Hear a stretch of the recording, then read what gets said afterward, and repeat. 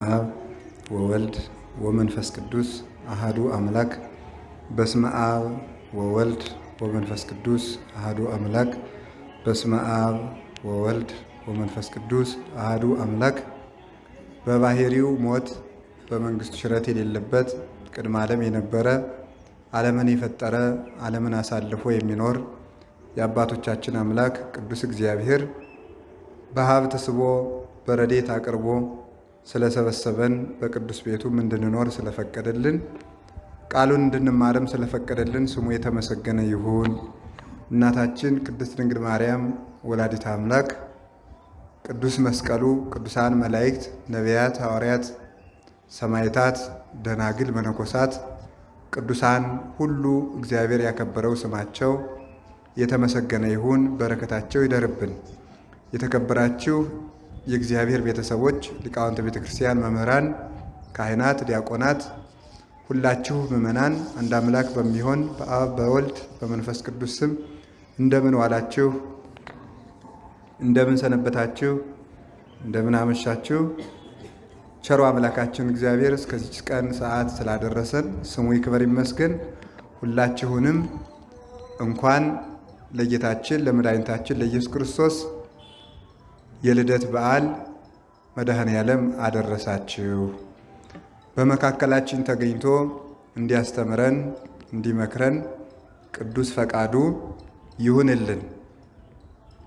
እንግዲህ ትምህርቱን ካቆምንበት እንቀጥላለን ማለት ነው።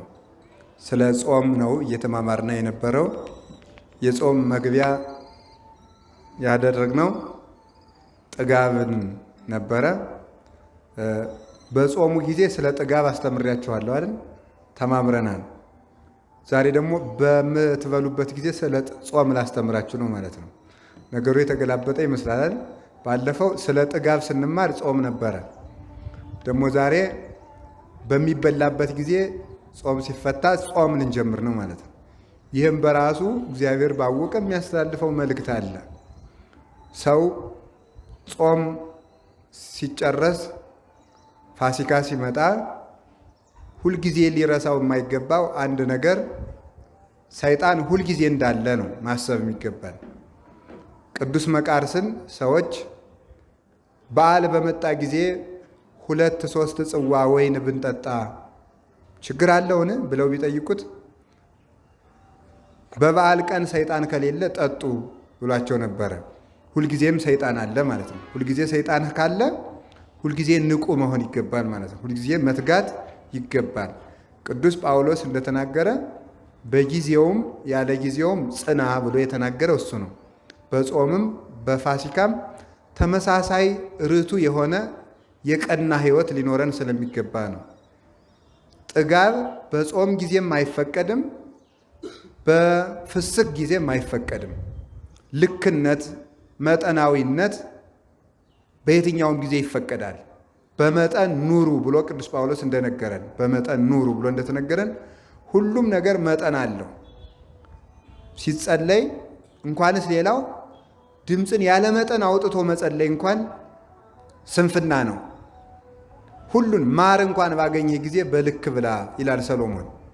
ስለዚህ መልካም ነገርም እንኳ ቢሆን በመጠን ነው።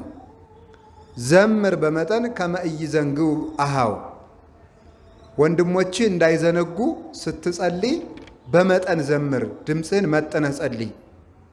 የራሴን እየጸለይኩ ነው ብለህ አጠገብህ ስላለው ሰው መጨነቅ አለብህ። ድምፅን ከመጠን በላይ አውጥተህ አጠገብህ የሚጸለየውን ሰው መረበሽ የለብህም።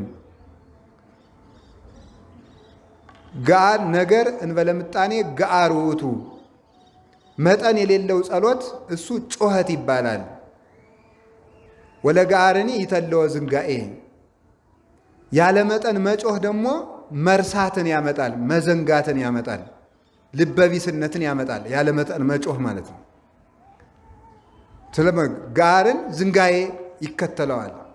ስለዚህ በመጠን ጸልይ ይላሉ። ድምፅ ስንጸልይ እንኳን ድምፅ ከመጠን በላይ እንዳናወጣ ማለት ነው። ለምሳሌ ድምፃችን ከመጠን በላይ ብናወጣው በጣም የተማርንና ቃላትን አሳክተን የምናነብና የምንጸልይ ሰዎች ከሆን አጠገባችን ያሉ ሰዎች እወቁልኝ ነው እንዴ ይላሉ ይላል ትርጓሜው። ደግሞ አንደበተ ጎልዳፋ ነገራችን ሁሉ የማይከናወንልን ጎደፍዳፋዎች ከሆን ደግሞ ለዚህ እውቀቱ ነው እንዲህ አድርጎ አሰምቶ የሚጸልይ ይሉናል ደግሞ ማለት ነው። ለዚህ ንባቡ ነው ስሙልኝ የሚል ነውሬን ስሙልኝ ነው ይላሉ። በሁለት ምክንያት ከመጠን በላይ ድምፅ አውጥቶ መጸለይ እንኳን ተገቢ አይደለም ማለት። ለሁሉም መጠን ልክና መጠን አለው እና ጥጋብ ክፉ ነው። ስለዚህ በጾማችንም ጊዜ በልክ መኖር አለብን ማለት ነው። እንዲያ ከሆን ስለ ጾም ስንናገር ጾም ምንድን ነው ከሚል እንጀምራለን። ጾም ምንድን ነው? የጾም ዘይቤያዊ ፍቹ ይኖራል። እንደገና ደግሞ ምስጢራዊ ወይም ግብራዊ ፍቺ አለው። ጾም በቃሉ ሲተረጎም ጾምሰ ተከልኦተ ብሲ እመብል በጊዜ ውቅ በውስተ ሕግ ይላል። ፍትሐ ነገሥት አንቀጽ 15 ላይ 318ቱ ሊቃውንት ሲናገሩ ጾም ማለት የሰው ከመብል መከልከል ነው። ጾም ማለት በሕግ በታወቀ ጊዜ የሰው ከመብል መከልከል ጾም ይባላል። ዝም ብሎ ጊዜ አይደለም። በሕግ በታወቀ ጊዜ ለሁሉም ጊዜ አለው። ለምሳሌ ለጾመ ነቢያት አለው እስከ 9 ሰዓት ነው። ጾመ ገሃድ እስከ ምሽት 1 ሰዓት ነው የሚጾመው። ጾመ አብይ ጾም የመጀመሪያው ሳምንት እስከ 12 ሰዓት ይጾማል። 40ው ቀን እስከ 11 ሰዓት ይጾማል። ሰሙነ ሕማማት ደግሞ እስከ 13 ሰዓት ወይም እስከ ምሽት 1 ሰዓት ይጾማል። ዓርብ ረቡዕ ወይም ጾመ ድህነት ይባላል። እነዚህ ደግሞ እስከ 9 ሰዓት ይጾማሉ። ምክንያት አላቸው። እነሱ እናመጣቸዋለን በጊዜው። ጾመ ነነዌ እስከ 9 ሰዓት ነው። ጾመ ፍልሰታ እስከ 9 ሰዓት ይጾማሉ። ጾመ ሐዋርያትም እስከ 9 ሰዓት ይጾማል ማለት ነው። ይህንን ከአቅም በላይ የበለጠ የሆነ ደዌ የሌለበት ሰው በዚህ ሰዓት መብላት አይችልም። ቢታመምም አራስ ቢሆንም እንኳ ምን አይነት ሰው ነው ይሄን ጾም መሻር የሚችለው? ምግብ መውሰድ አቁሞ ውሃ በጥጥ የሚወስድ ሰው ነው። ውሃ በጥጥ የሚወስድ ሰው ይሄንን ጾም ሊሽር ይችላል። ያውም በኋላ ሲድን ቀኖና ይሰጠዋል። ያም እንኳ ቢሆን ማለት ነው። ከዳነ በኋላ በንስሐ አባቱ አማካኝነት ቀኖና ይሰጠዋል ማለት ነው። ስለዚህ ጾም ማለት ተከልኦተ ብሲ እመብል በጊዜ እውቅ በውስተ ሕግ። ጾም ማለት በሕግ በታዘዘ ትእዛዝ በታወቀ ጊዜ የሰው ከመብል መከልከል ነው። እንዘ ይትዔዘዝ ለዘሐገጎ ሕጉን ለሠራው ለእግዚአብሔር በመታዘዝ የሰው ከመብል መከልከል ጾም ይባላል። እንዘ ይትዔዘዝ ለዘሐገጎ ሕጉን ለሠራው ለእግዚአብሔር እየታዘዙ ከመብል መከልከል እሱ ምን ይባላል? ጾም ይባላል ማለት ነው። ለምንድን ነው እንዲህ ያለው? ለስሬተ ኃጢአት፣ ለኃጢአት ስሬትን ያገኝ ዘንድ ወለብዝሃ እሴት፣ ብዙ ደስታንም ተመልከቱ ያገኝ ዘንድ ፈቂዶ ይኪያሁ ከመ ያድክም ኃይለ ፍቶት፣ የፍቶት ኃይል ይደክም ዘንድ ድል ይነሳ ዘንድ። ከመልከቱ የፍቶት ኃይል ድል ትነሳ ዘንድ ደመ ነፍስ ለሕያዊት ነፍስ ትገዛ ዘንድ የሰው ልጅ ከመብል ሲከለከል ጾም ይባላል። ተመልከቱ፣ ሰው ሲጾም እነዚህን አሁን ያልናቸውን ነገሮች ነው የሚያገኛቸው። ምንድን ነው የሚያገኘው ሲባል ስርየተ ኃጢአት ያገኛል። የኃጢአት ይቅርታን ያገኛል። ሰው ሲጾም ማለት ነው የኃጢአት ይቅርታን ያገኛል። ለምሳሌ ተመልከቱ፣ ቅዱስ ዳዊት የኃጢአት ይቅርታን ያገኘው በጾም ነው። ከመብል ተከልክሎ በገዛ እንባው ያበቀለው ሰርዶ ተብትቦ እስከሚይዘው ድረስ ከመሬት ላይ ወድቆ የጸለየበት ያንን ሰርዶ ጋሻ ጃግሬዎቹ መጥተው ሰርዶውን ቆርጠው እስከሚያወጡት ድረስ እያለቀሰ ቅዱስ ዳዊት ቢጾም የኃጢአት ይቅርታን ሰጥቶታል። እግዚአብሔር መንግስቱን መልሶለታል። በምኑ? በጾሙ ምክንያት ማለት ነው። ስለዚህ ጾም የኃጢአት ይቅርታንና ስርየትን ያሰጣል። ሁላችሁ እንደምታውቁት ታሪኩን ለመድገም አይደለም፣ የኃጢአት ይቅርታ የሚገኘው በጾም እንደሆነ የነነዌ ሰዎች በቂ ማስረጃ ነው። ጠቅላላ በሀገሪቱ ላይ የታዘዘው ዕዳ ወይም መቅሰፍት የተመለሰው በጾም ምክንያት ነው። ይቅርታ አገኙ።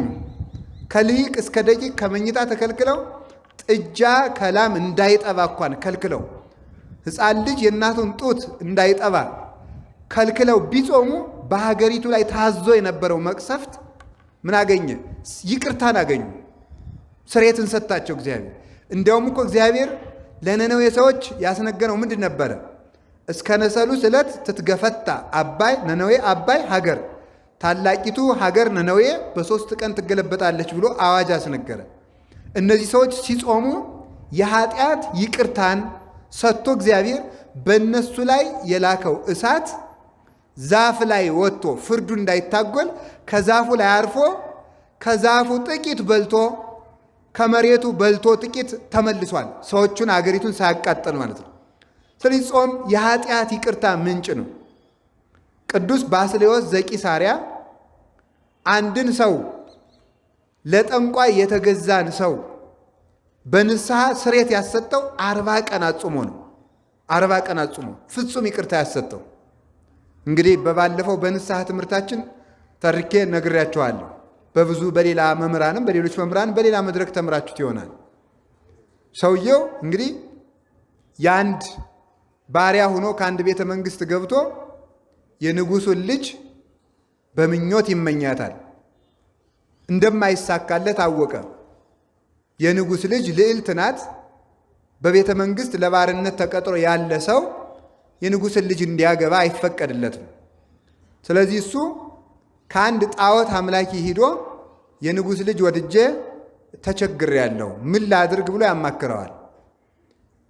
ሂድና እግዚአብሔርን ክጃለሁ ብለህ ደብዳቤ ጽፈህ ሰይጣንን አመልካለሁ እግዚአብሔር ክጃለሁ ብለህ ጽፈህ ወደ ምዕራብ ዙረህ ከመቃብር አረሚ ወይም ከማያምን ሰው መቃብር ሂደህ ቁም አለው።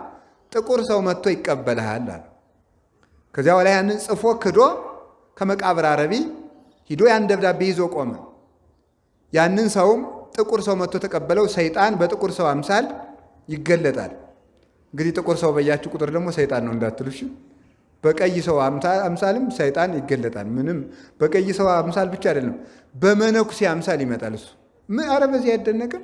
እስመ ሌሊሁ ሰይጣን ይትመሰል በመላከ ብርሃን፣ ሰይጣን በብርሃን መላክም ይመሰላል ብሎ ቅዱስ ጳውሎስ ነግሮን፣ በሚካኤልም ተመስሎ ይመጣ ይችላል። የመስቀሉን ብርሃነ መስቀሉን ወይም በትረ መስቀሉን አይዘውም እንጂ የሚካኤልን አክሊል አስመስሎ የሚካኤልን ክንፍ አስመስሎም ይመጣል ሰይጣን። ችግር የለበትም። ባይታውም ይመስላል እሱ። እግዚአብሔርንም እመስላለሁ ቢል ምን ያቅተዋል? እሱ ይመስላል ይላል፣ ይመስላል እኮ እግዚአብሔር ነኝም ይላል። ክርስቶስን ተመስሎ እንደሚመጣ ተጽፏል። ስለዚህ ተቀበለው። ከዚህ በኋላ ያ ሰይጣን በዚያች ሴት ልብ የዚያን ሰውዬ የዚያን ባሪያ ፍቅር በልቡናዋ አሳደረባት። ሲገባ ደረቱን ሲወጣ ባቱን እየተመለከተች በሐፀ ዝሙት ተነደፈች፣ በዝሙት ቀስት ተወጋች ይላል። ከዚህ በኋላ ዘለሽ ውደቂበት አሰኛት። እሱን ፈጽማ ወደደችው። ይሄን ልጅ ካላጋባችሁኝ ታንቄ ሞታለሁ አለች። አጋቧት ማለት ነው። በኋላ እሷ ክርስቲያን ስለሆነች አንተ ሰው ቤተ ክርስቲያን እንሂድ፣ ሌላ ጊዜ እንሄዳለን፣ እንቁረብ፣ ሌላ ጊዜ እንቆርባለን እያለ ያስቸግራታል። ሲያስቸግራት ምንድን ነው ብላ አስጨንቃ ያዘችው። የትዳር ትርጉሙ ከእግዚአብሔር ጋር መኖር ነው፣ ከዚያ ውጭ ምን ታደርግልኛለህ አለችው። አይ በነፃ ያገኘውሽ መስሎሻል? እንዲህ አድርጌ እኮ በጥንቆላ ነው ያገኘውሽ እላታል። ነው እንግዲያማ ባስልዮስ የሚባል ታላቅ መምህር አለ አይደለ? ከሱ እንሂድ ሄደ። ከዚህ በኋላ ምን አደረገ? ከትልቅ ጉድጓድ ከትልቅ ገደል ውስጥ ቀስ አድርጎ እዚያች የምታመጣልኝ ቃል ለሂድ ማውረድ ብሎ በመሰላል አውርዶ መሰላሉን አነሳ እና 40 ቀን ገደል ውስጥ ጣለው። ትንሽ ትንሽ የሚበላት ነገር በሰርክ በዚህ ሰዓት እየሰጠ ማለት ነው። ምን አደረገ? በኋላ ሲጾም በ12ኛው ቀን ሲሄድ አጋንንት እየደበደቡኝ ነው፣ እንዴት ሆነህ አደርክ ሰነበትክ ሲለው አይ በከላይ ሆኖ በድንጋይ እየደበደቡኝ ነው። እንደገና ደግሞ በሌላኛው ጊዜ ሲሄድ አሁን እንኳን ራቅ ብዬ ድምፃቸውን እሰማለሁ።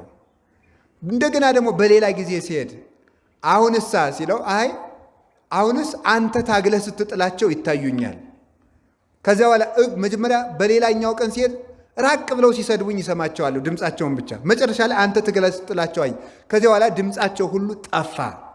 ከዚህ በኋላ ሕዝቡን ሰብስቦ ሰውየውን 40 ቀን ካጾመ በኋላ ቅዱስ ባስልዮስ ከቤተ ክርስቲያን ሕዝቡን ሰብስቦ አንድ ወንድማችን በኃጢአት ተይዞ የዲያብሎስ እድል ፈንታ ሆኗልና ምህላን ያዝ ብሎ 400 እግዚኦታ አድርሶ ሲጨርስ ሕዝቡ እንደተሰበሰበ ያ ሰይጣን ምን አደረገ መሰላችሁ?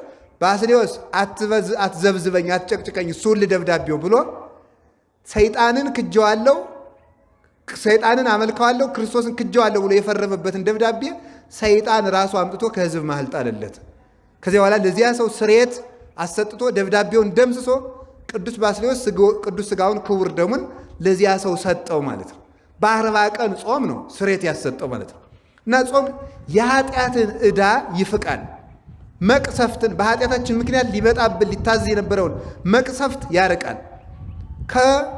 ያለ ጊዜያችን ከመቀሰፍ ይሰውራል ማለት ነው። ቅስፈትን ያርቃል። የኃጢአት ይቅርታን ያሰጣል። የኃጢአታችን ይቅር ሲባል የኃጢአት ስርየት ጥቅሙ ምንድን ነው ስትሉ ከእግዚአብሔር ጋር ማኖሩ ነው።